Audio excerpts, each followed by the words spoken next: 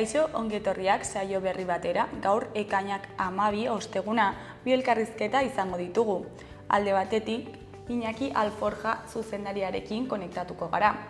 Iñaki Alforjak Motxila 21 rock taldearen dokumentala zuzendu du eta honen inguruan hitz egitera dator. Eta beste alde batetik, Pello Fernandezekin egongo gara hizketan.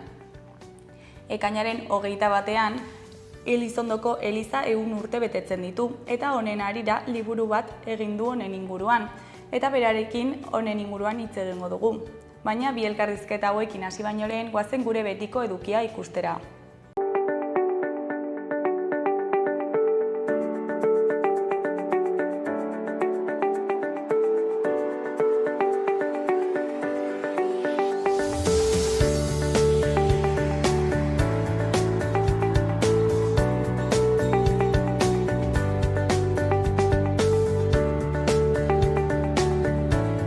Goazen gaurko efemerideak ikustera. Gaurko egun batean, 1952ko ekainaren 12an, Anne Frank gazteari eguneroko bat oparitu zioten, 13. urtebetetzean.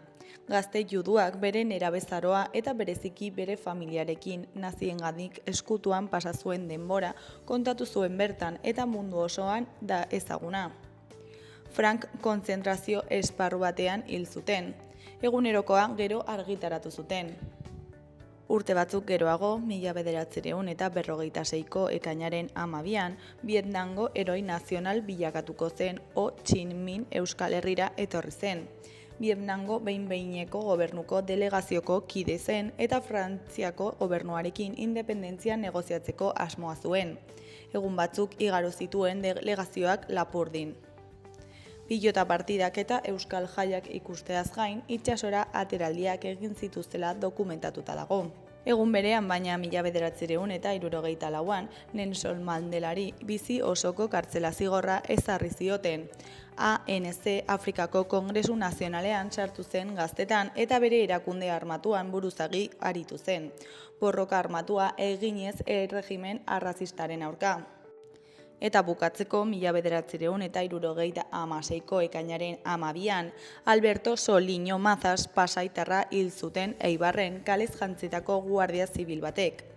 Kantu jaialdi baten ostean etxera joatekoa zela aparkalekuan, zerbitzuz kanpo zegoen guardia zibil bat berarekin eztabaidan hasi zen. Guardia zibilak pistola atera eta tiro egin zion.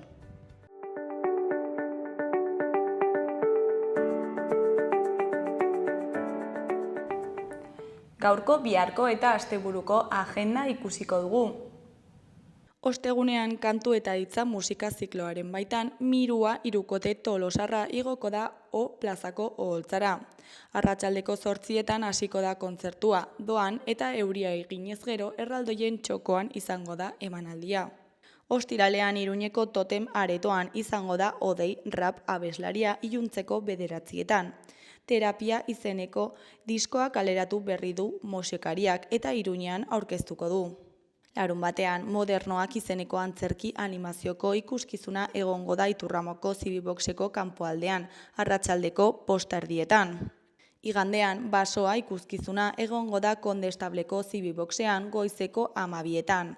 Aurrendako ikuskizuna da Basoa, txontxongiloak aktore lana eta zuzeneko musika uztartzen dituena. Uxue kezkatuta dago bere amona itzaltzen ari delako, eta basoaren sakonean barneratu nahi du, bertan bizi diren izaki magikoen bila.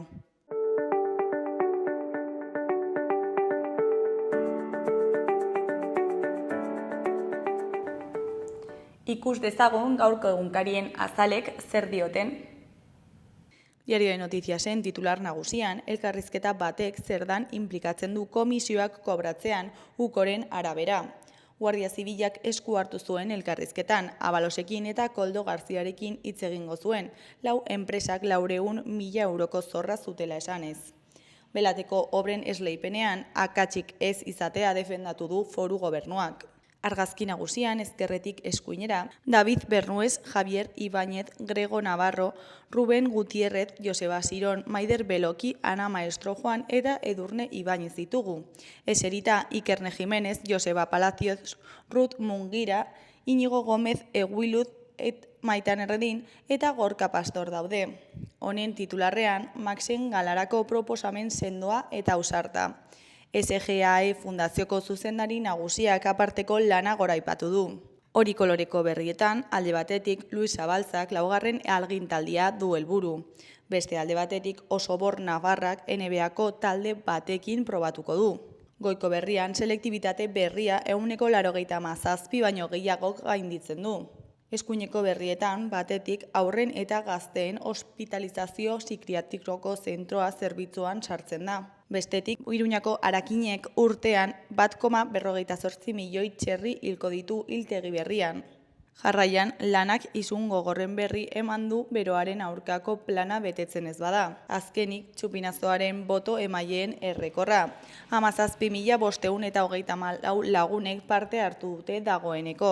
Diario de Navarra egunkarian, honen titularrean, ukok zerdan komisioen kobrantzan inplikatuko lukeen audio bat eman dio Gorenari. Koldok Abalosek eta Nafarrak lehenengoak egindako grabazio batean hitz egiten dute. Serbi Navarren eta Koldo Garziaren arteko lotura ikertzeko agindu du Gorenak. Argazki nagusian protesta Nafarroako probintzia auzitegioko ateetan. Honen titularrean, justiziak nahikoa dela dio. Epaileak eta fiskalak kalera atera dira herrialde osoan Bolaños legearen aurka eta errespetua eta independentzia eskatuz.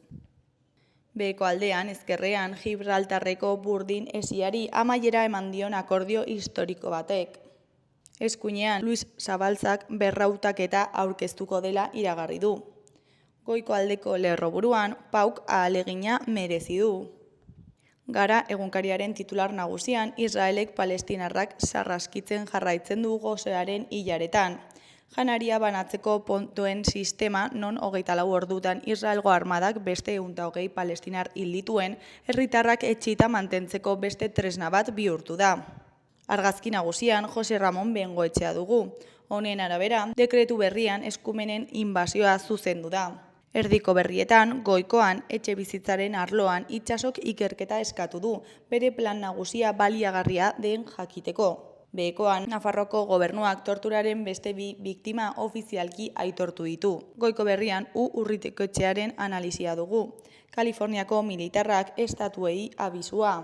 Eskuineko berrietan, goikoan Mikel Urdangarinen analizia dugu. Euskal kulturgeriak ukatu, galderari erantzuna emanez. Behekoan, Asier Roblesen erreportaia dugu. Bilbo kartografia nautikoko mendeetan. Berriaren titular nagusian, hau irakur dezakegu. Osakidetzako privatizazioen inguruko desadostasunek trebatu egin dute osasun ituna. Zerbitzu pribatuen eragina murriztea proposatu du lankidetza publiko-pribatua aztertu duten lantaldeak. Osasun sailak berriz gaur egungoa baino handiagoa ez izatea.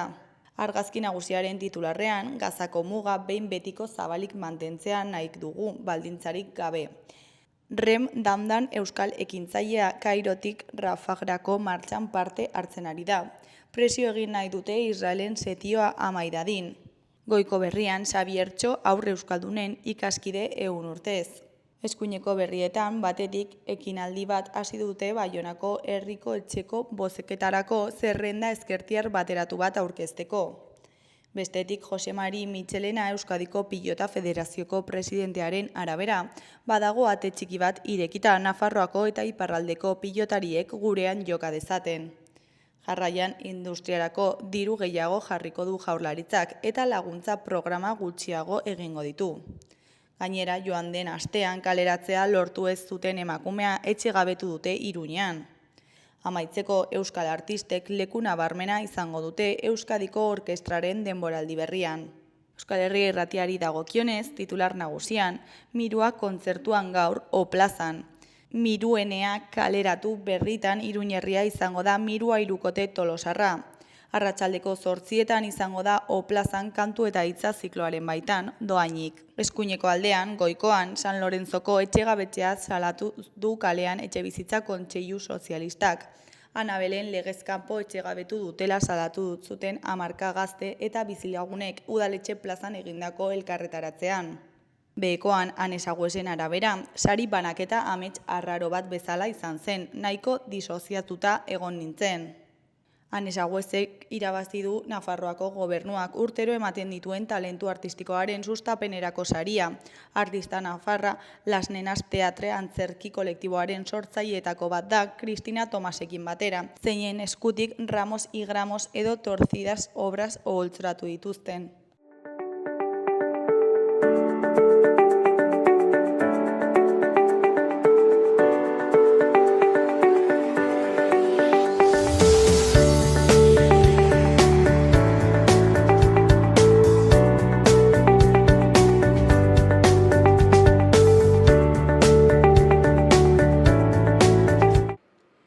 Kaixo, lehen aipatu dugun bezala, orain Iñaki Alforjarekin gaude. Kaixo, zer moduz? Kaixo.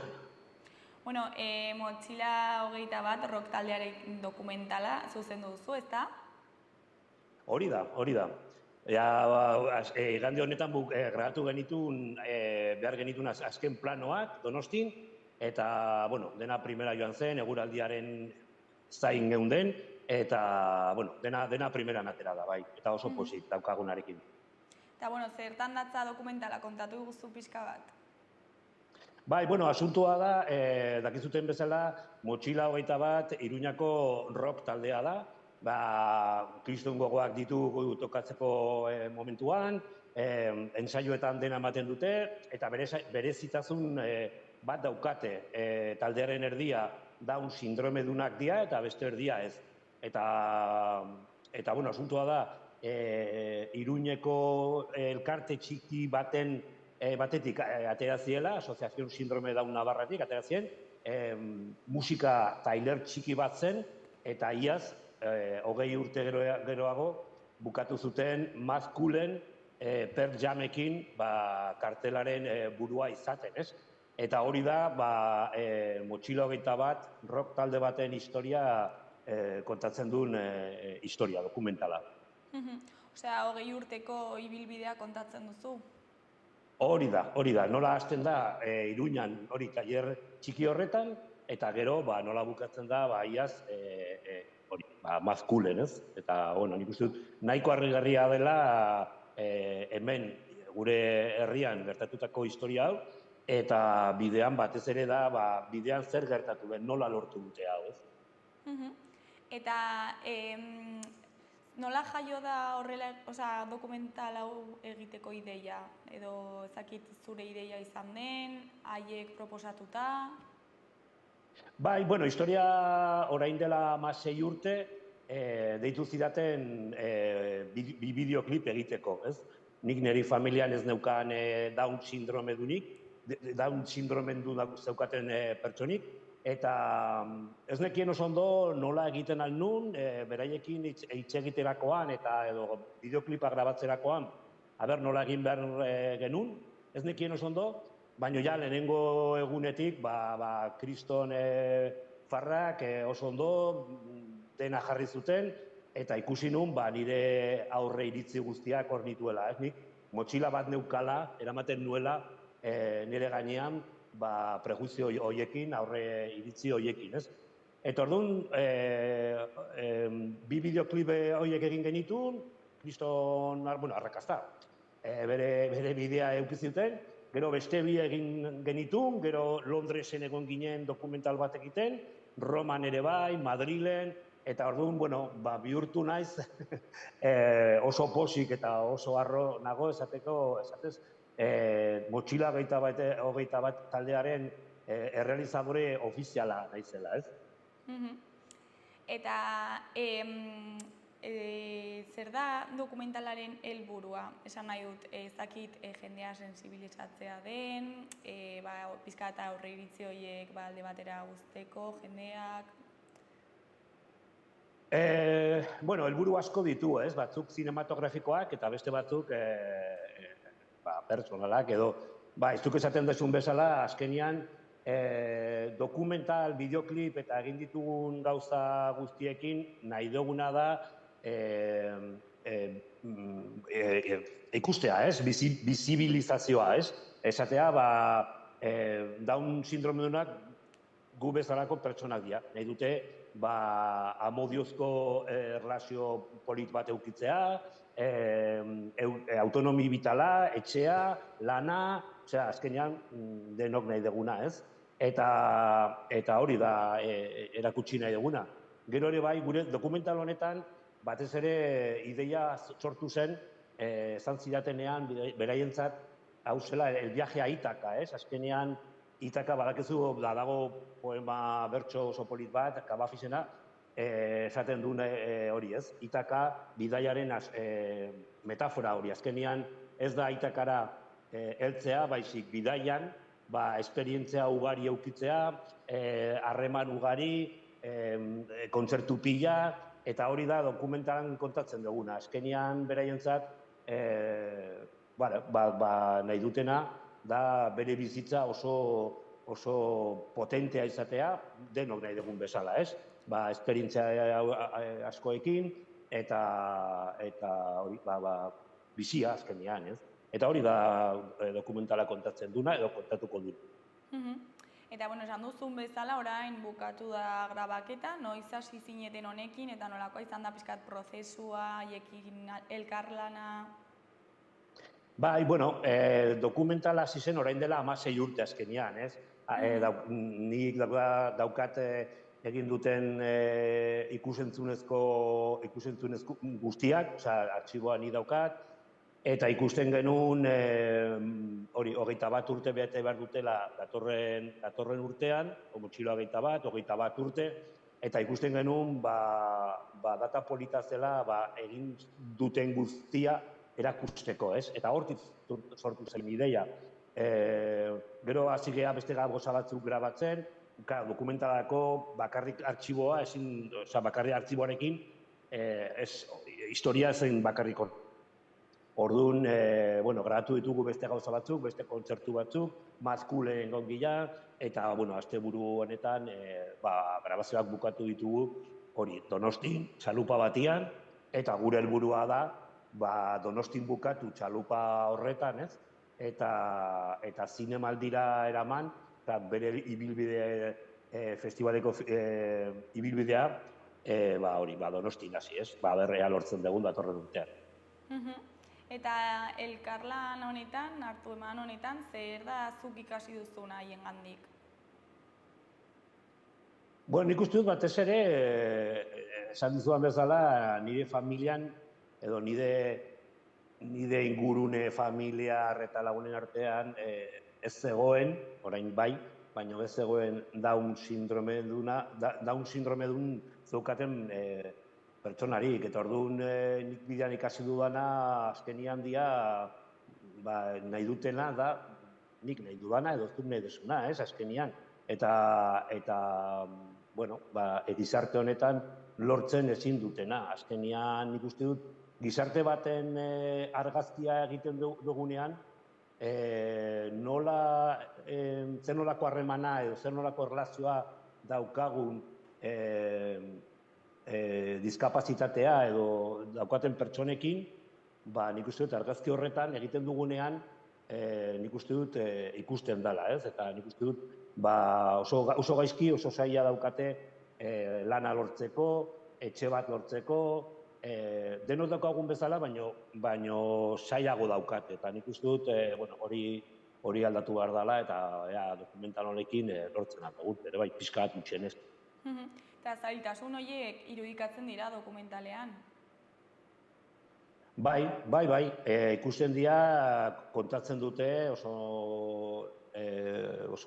era naturalean kontatzen dituzte berak, batez ere dituzten ametsak, ametsak, nahiak, beharrak, eta baino beti humorez, eta beti oso gogoz gauzak aldatzeko nahian daude, ez dira kejatzen, kejatzen dira, baino beti hori humorekin eta gogo handikin gauzak aldatzeko gogokin, bai. Eta prozesu honetan, zeintzuk izango litzateke azpimarratuko zenituzken gauzarik zailena eta politena? Saiena, ez dakit, agian guk, ez dakit, beraien aldetik, ezer. Beraien aldetik gauzak oso erraz jarri dituzte gauzak, grabatzeko, edozein gauza egiteko, batzutan gehiegi, ez, adibidez, Borja eta Leire dira taldearen nobioak dien bikote bat, eta sexu harremanetan adibidez, beraiek oso irekiak dira, ni baino askoz gehiago, eta orduan, grabatzerakoan, ez hemen, grabatuko dugu, eta beti beraien aldetik oso erraza izan da. Ez dakit, nik lortuko dudan, ze beren espiritua, beren taldearen pertsonalitatea, jende guztiaren pertsonalitatea, dokumentalara lagatzen. Eta noiz aurre ikusia dago estrenatuko dela? Orain sartuko gea esan dizudan bezala, hemen Sagone Filmesen ditugu grabatu den guztia, artxibo guztia, orain pizkat puzzle bat bezalako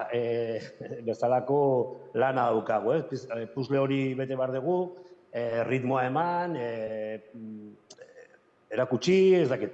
Orain lana daukagu editatzeko, eta gure asmoa da datorren zinemaldian dokumentala hor egotea.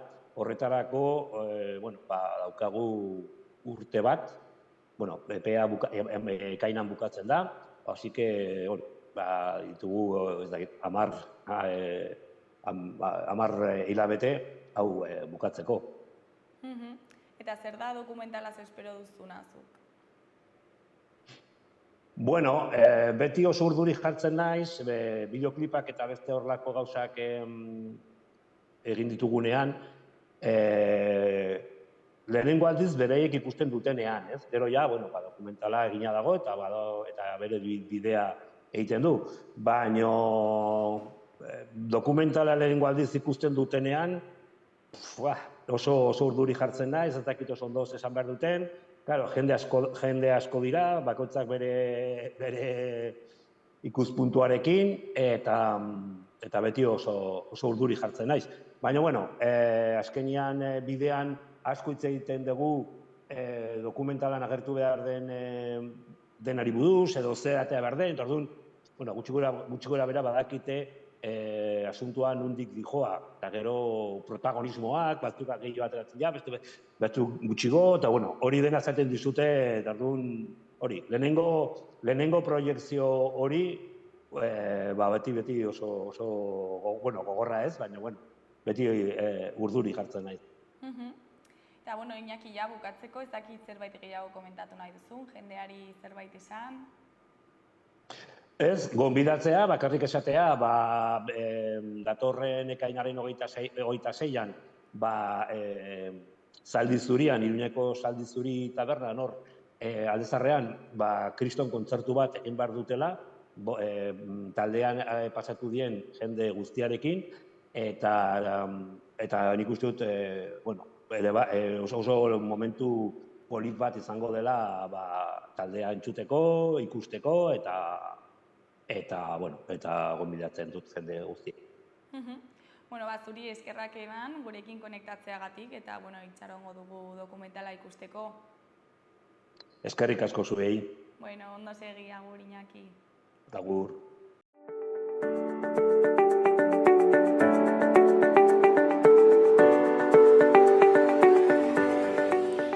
Gaurko eta biharko eguraldiaren iragarpena ikusiko dugu orain. Gaur, osteguna, eguraldi lasaiago eta atseginagoa izango da. Goizaldean lainoa sortuko da eta ipar partean bedoi batzuk agertuko dira.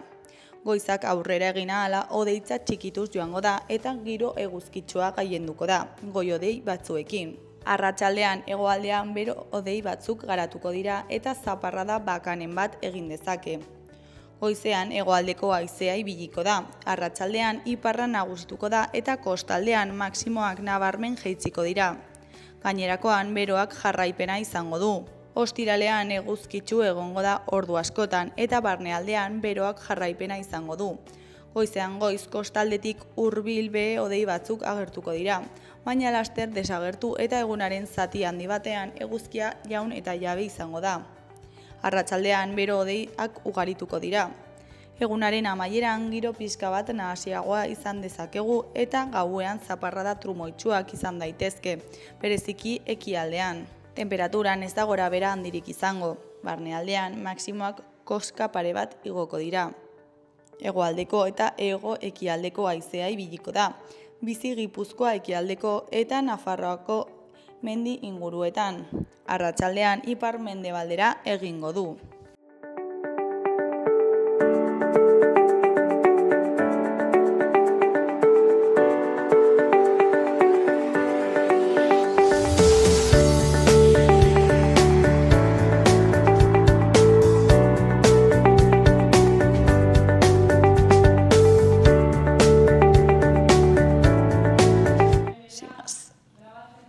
Bale. Kaixo, hasieran aipatu dugun bezala, orain Peio Fernandezekin gaude. Kaixo, zer moduz? Egunon, ongi, arrazongi, zuekin, Xaloa telebistarako, pixka bat argitzeko zertan datza liburu hau, orain argitaratu dugun liburu hau. Ze aurten, okerez banago, egun urte betetzen ditu Elizondoko Elizak, ezta? Eta aitzaki horrekin liburu bat idatzi duzu. Hoize izan da. Aurten, 1928an eraiki zen Eliza berria, eta aurten beraz mendeurrena dugu. Eta hori dela eta hori gaitzarkia hartuz egin dugu liburu hau, baina liburu honek ez du bakarrik gaur egungo Eliza, baizik eta probestu du eta itzaki bezala, probestu du egiteko Elizondoko ondare erlijiosoari buruzko ikerketa integrala, eta orduan horren arira hartu dut 16. mendeko Eliza, eta hori aztertu, zeren oso momentu garrantzitsua izan zen eta errenazimentua baztanen ikaragarrizko garrantzia izan zuen, Ziga, Gazain, Lekadoz, baina orain ere Elizondo gehintzen dugu, gero ikusiko dugu zertan datza berrikuntza horiek.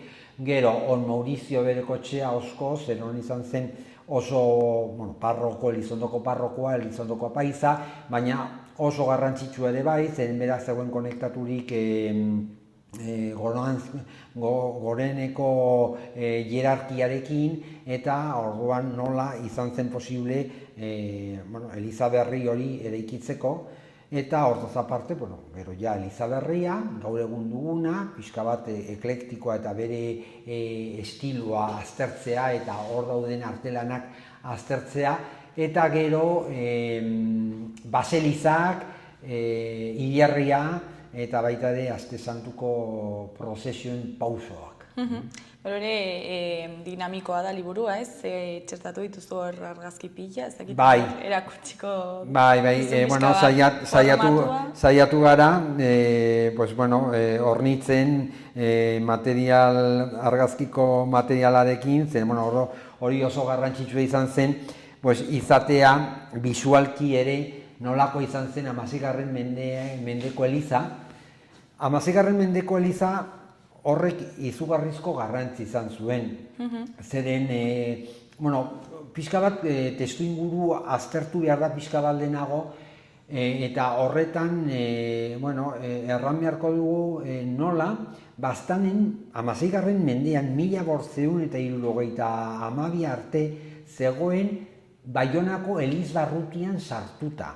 Eta momentu horretan, aterako da Baionatik eta Iruñeko Elizbarrutian sartuko da.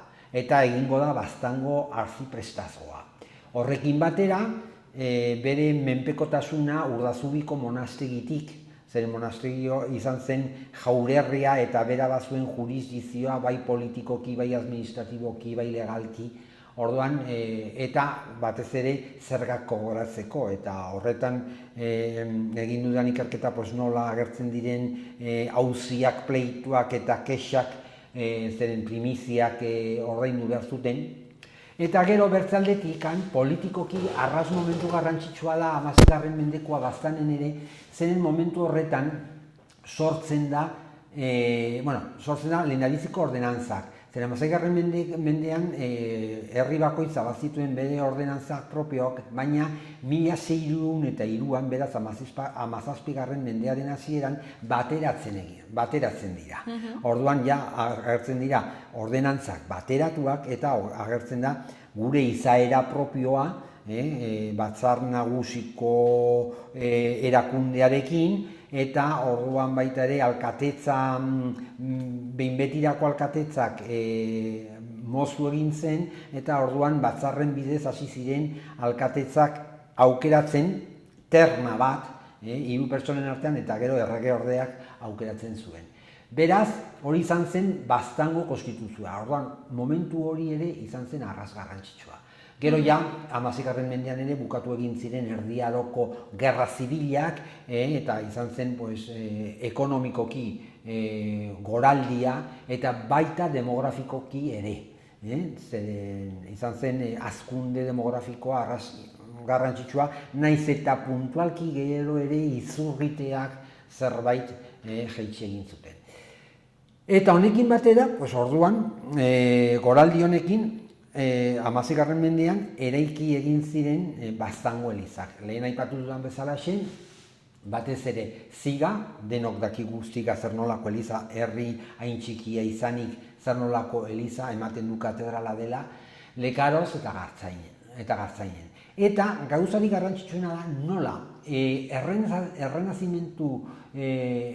Italiako errenazimentutik ekarri zuten adibidez maskor gangak eta tertzeletedun ganga, hori dira bi ganga oso bereziak, eta nola ezarri zuten eliza horietan.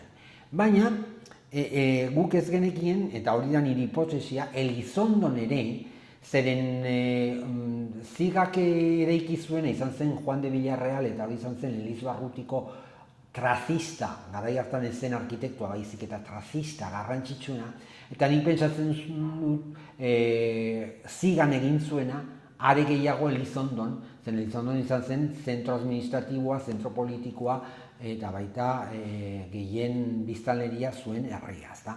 Orduan, karri zuten berrikuntza horiek, guk hemen Elizondoko elizari buruz konserbatzen ditugu hainbertze argazkia aintzinako elizak, eta hemen ikusten dugu zer nolako eliza zen, zegoen kokaturik aurre-aurrean, udaletxen dagoen orain aurre-aurrean, eta gero Elizondoko plazan, albo batean, muga egiten, orduan, izugarrizko, hemen ikusten duguna da, barroko garaian, 18. mendean egin zen dorrea, hori da ondorengoa.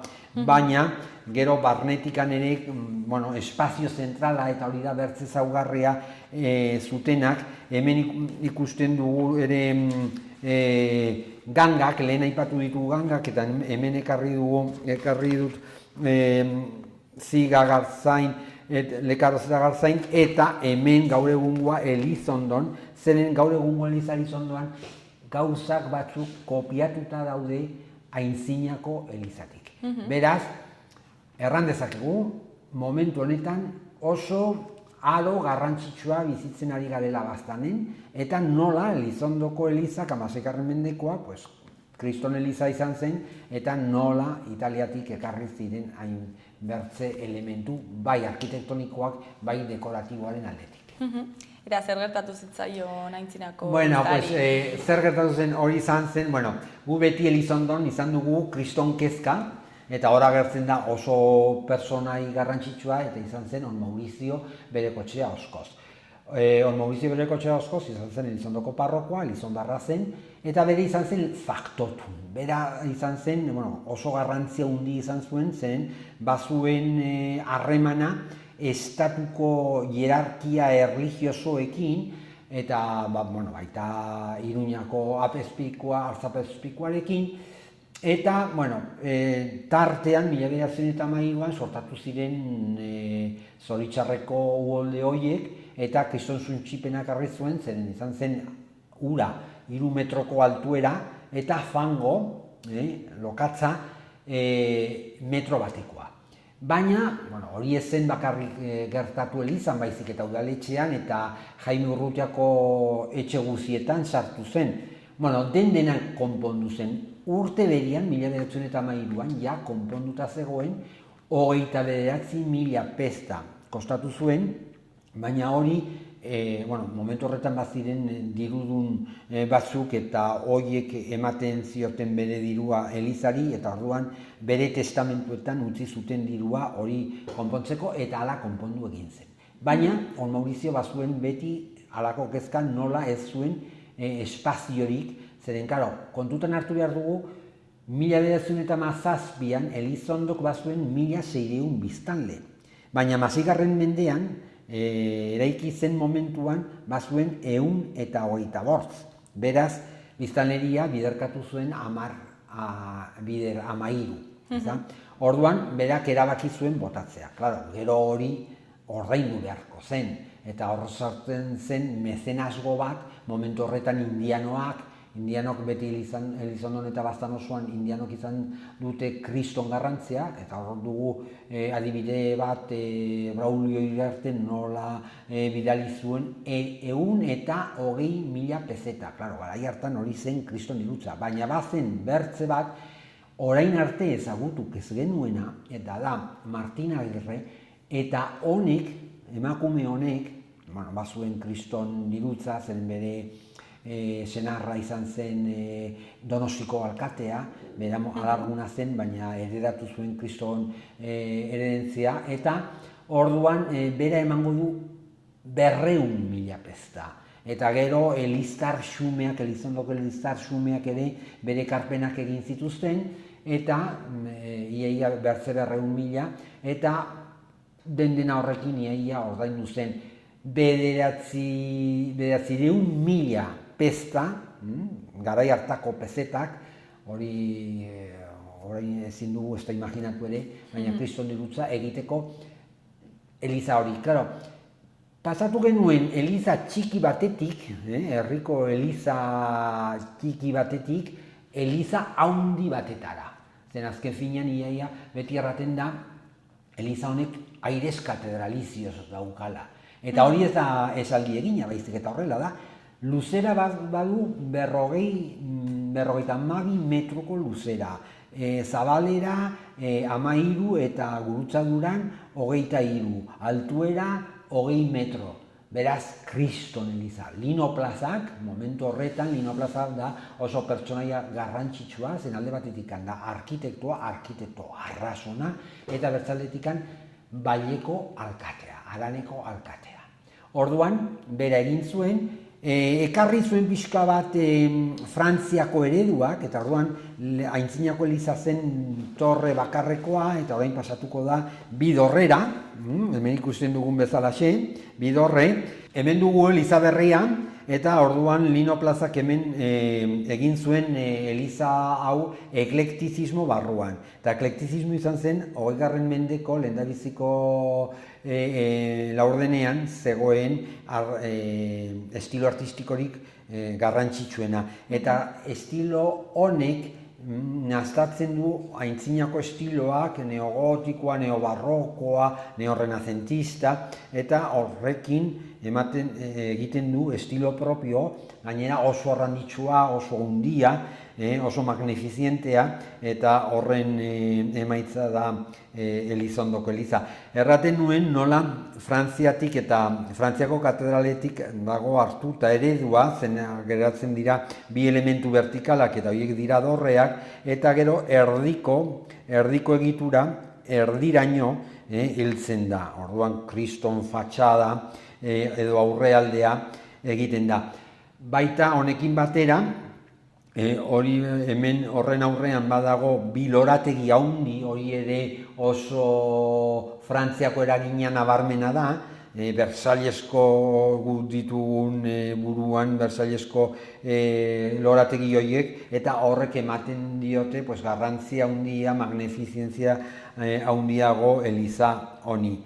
Orduan guzti honekin egiten da eliza hau, ikusi dugu nola ordaindu zuten mezenazgoaren bidez, eta orduan konsagratzeko eta inauguratzeko 1928an, ekainaren 21an, etorri zen estatu mailan Vatikanoko aginterik nagusiena, el nuncio de su santidad, Don Federico Tedeschini monsignorea.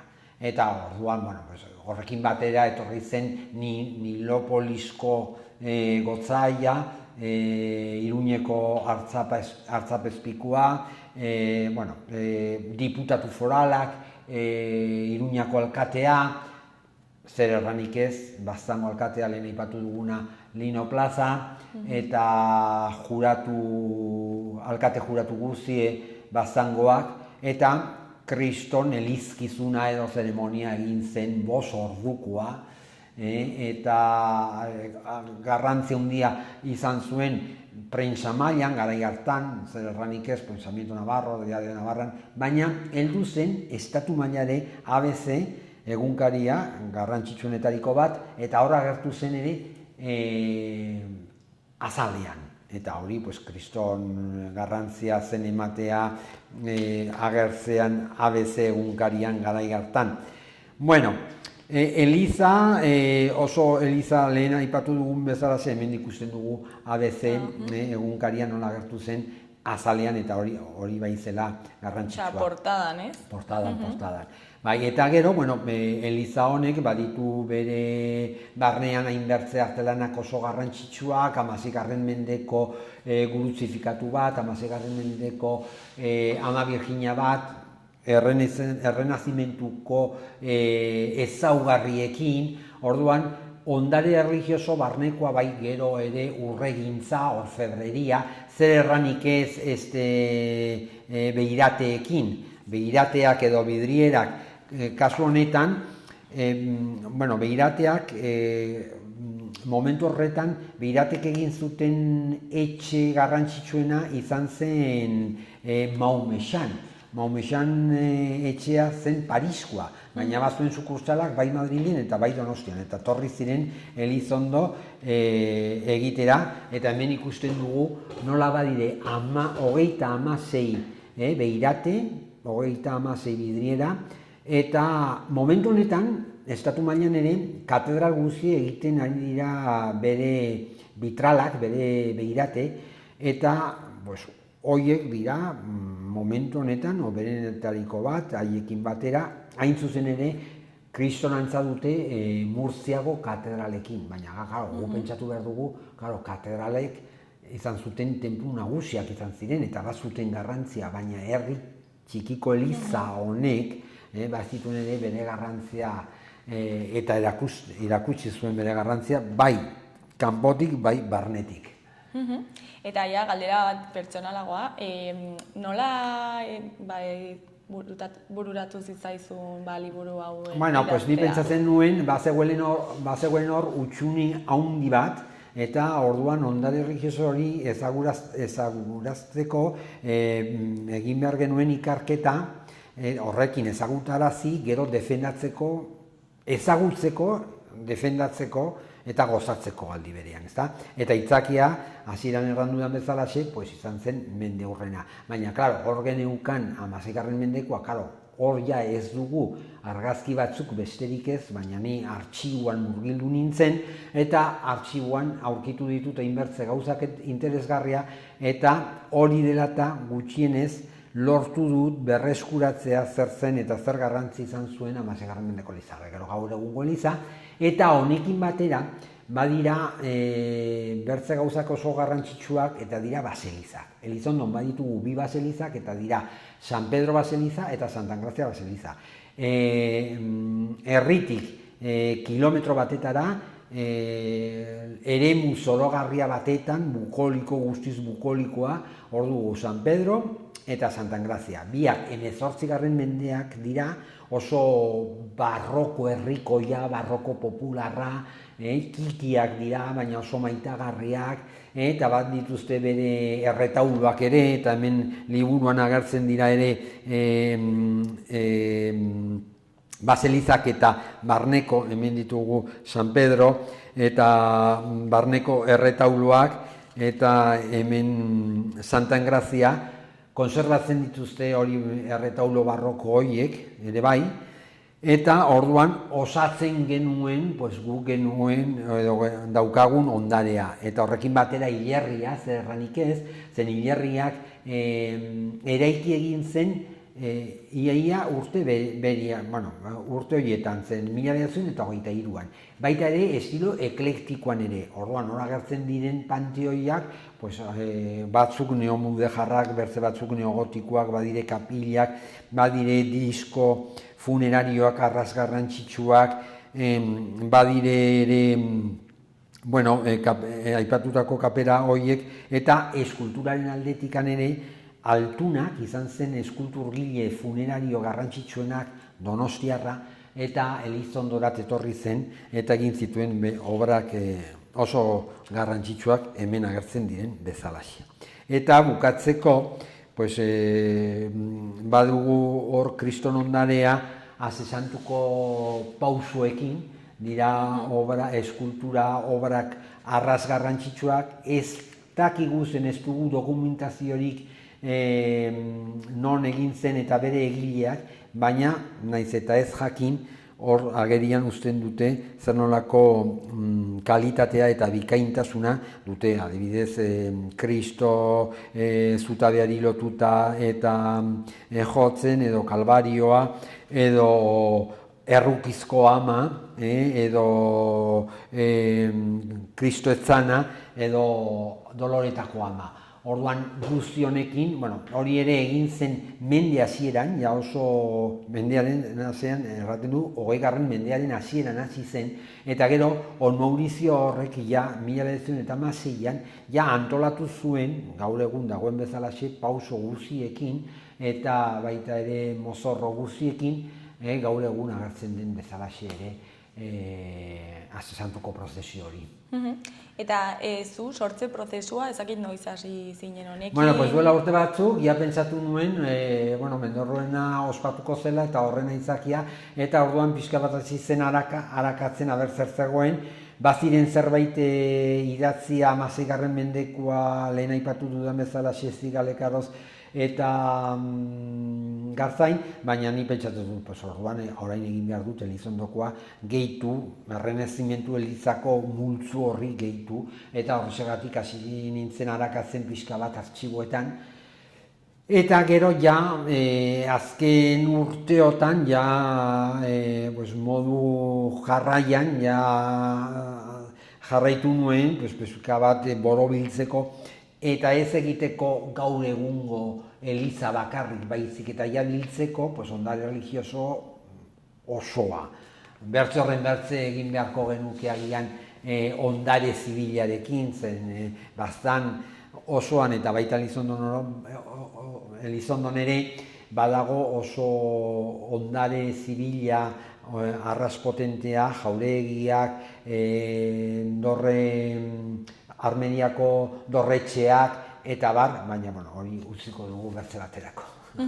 Eta, behin idatzia dagoela eta ezakit aurkezpenekin. Bai, orain horretan gabiltza, atzo egin genuen Iruñako kasinoan, oso denok dakizu ez ernolako areto historikoa duten, eta han bildu ginen benetan, jende hauniz, atzo, gaur bezala, egiten zuen kriston beroa eta ez zen hitzaldi baterako joateko modukoa. Hala eta guztiz ere, jendea hurbildu zen, gustora egon ziren, ezagutu zuten zer zen ondaria eta egin genuen lehendabiziko aurkezpena. Liburu ere, orain liburu azokan, duela gutxi, egun gutxi ospatu da liburu azokan, Iruñako liburu azokan, eta egon da hainbertze postuetan, eta bihar, Ozilerian, eginen dugun Elizondon aurkezpenak, Elizondon izango du garrantzia handiagoa, zen azken finean hori Elizondarrendako eta Baztandarrendako dago idatzita. Eta orduan hor espero dugu, arratsaldeko 8etan eginen dugu, parrokia deituan, eginen dugu aurkezpena, hori izango da bihar da ekainaren 13, eta gero 20an, beraz, hurrengo Ozilerian, ja eginen dugu bisita gidetua. Gaur egunga, Eliza bisita gidatua, in situ aztertuko ditugu, eta gero ja, hurrengo gunean, 21ean egingo zen, elizkizun erligiosoa, mendeurrena, etorreko da Gotzaia, eta, orduan, batez ere bihar eta 20ean bisita gidatuarekin, emango dugu, eta gero, gu utzi dugu aurkezpenetan prezio simboliko batean, 10 eurotan, eta orain liburu denetan 15 eurotan salgai da hoia. Jaso dugu ere hainbertze diru laguntzak, Elizondoko herriak, Baztango udalak, Fundazio Fuentes Dutor, eta, horiek ekarpenak oso baliogarriak izan dira, eta orain faltatzen dena, salmentaren bidez eginen dugu. Eta jendearekin hitz egin duzu, ezakit harrera jaso duzu. Bai, atzo aurkezpena egin eta gero, jendea hurbildu zen, erraten zuen zein interesgarria zen, ez zuten ezagutzen, Elizondo zer nolako ondare erligiosoa dugun, eta bihar espero dut, Elizondon ja izango da bertze gauza, zeren, Elizondarra ja irrikitan daude, eta ja batzuk erran didate, zeinen ongi bihar ganen garela, eta izango da unkigarriagoa, zen azken finean izango da Elizondarren artean, lagunen artean, eta haiek ja ezagutzen dute bere ondare artistiko religiosoa, baina bertze gauzak hemen agertzen diren adibidez agiriak, zenik liburuaren azken ataletan jarri dut agiri guziak, atera ditudan artxibotik agiri guziak, eta agiri horiek frogatzen dute hemen agertzen diren hipotesiak, eta orduan Elizondarrek ere eta Baztandarrek izango dute parada hori dena ikusteko, eta hori da ezagutzen ez dutena, eta batez ere 6. mendeko eliza. Orduan, bihar espero dut lagunen artean eta Elizondarren artean egun politia eta goxo-goxo gotea. Eta liburua orokorrean zer da zuk espero duzuna? Orokorrean? Bai. Orokorrean hori espero dut, eta ja jendea hala transmititu dit, beren postazuna, zen azken finean, egiten baldin baduzu hitzaldia, pasatzen da. Egiten baldin baduzu bisita gidatua, pasatzen da. Baina liburuan, hemen egonen da idatzita betirako, eta haiek ikus dezakete, kontsulta dezakete gauza guztiak momentu oro, eta gero, hemendik urte batzuetara ere norbait nahi baldin badu, edo norbaitek nahi baldin badu hurbildu eta pixka bat harakatu, hor egonen da obra, eta hori da liburu horren helburua ere, ez da hor geratzea pixka bat dena bilduta, zen hain arte genuen zeinbat gauzak arras dispersoak, baina orain dago dena bateratua eta hori geratuko da. Bai, denboran zehar iraungo du, ez? Bai, hori da asmoa, zen azken finean, demagun duela urrengo bertze urrena, ez gara egonen hemen, baina urrengo mende urrena, norbait agian ikusiko du ere zer egin zen eta nola dagoen dena bilduta, eta agian baten batek ere jarraituko du zerbait egiten eta gehitzen. Horituko dira zutaz, zure lanaz. Baina bai, ondare erligiosoa Elizondokoa, hori da garrantzitsuena.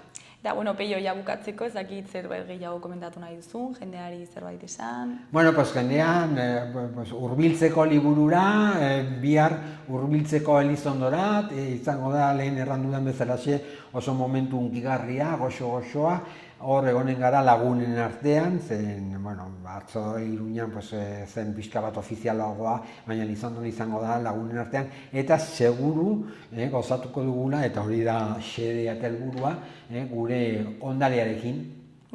Zuri eskerrak eman, gurera etortzeagatik. Zuei divulgatzeko, zabaltzeko, eta xaloak egiten duen jokatzen duen papera handia kulturaren aldetikan eta kulturaren alde, eta baita batez ere gure zonaldean Baztanen. Eta ea zer muz aurkezpenak, espero dut ongi egotea. Ondo segi. Esker mila honiz.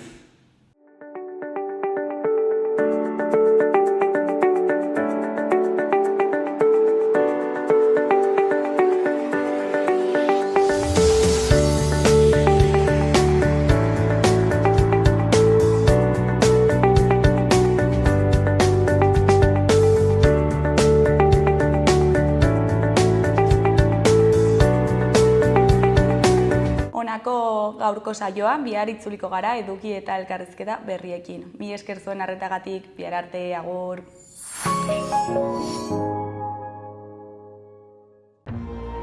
Gobierno de Navarra. Nafarroako gobernua.